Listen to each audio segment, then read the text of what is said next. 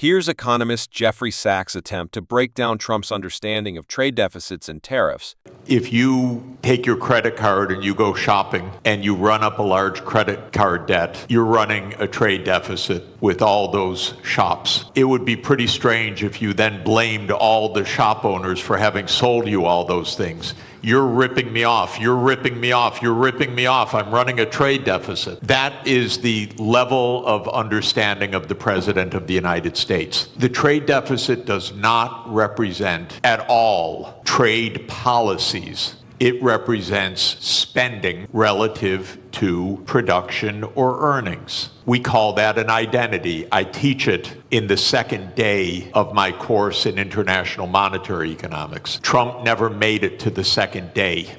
Sachs even says he teaches this in his economics class, which makes you wonder if the students are being taught the wrong concepts. Because what he's explaining mixes up two very different things. Sachs mixes up two different issues, the national budget deficit and the trade deficit. Trump's tariffs were about addressing unfair trade practices and bringing production back to the U.S. Let's unpack what that really means. He's talking about the national budget deficit, but Trump was talking about the trade deficit, where we buy more from countries like China than they buy from us, partly because of unfair tariffs and market restrictions. Here's what Trump was trying to do with tariffs, something a lot of people, including some economists, keep getting wrong by conflating two very different issues. He wasn't saying the U.S. runs a trade deficit just because China is cheating. He was pointing out something very specific, that China imposes much higher tariffs and tighter restrictions on U.S. goods going into their country than the U.S. imposes on Chinese goods coming into ours. So what happens? American companies have a hard time selling into China, but Chinese companies have easy access to our market. Over time, that adds up.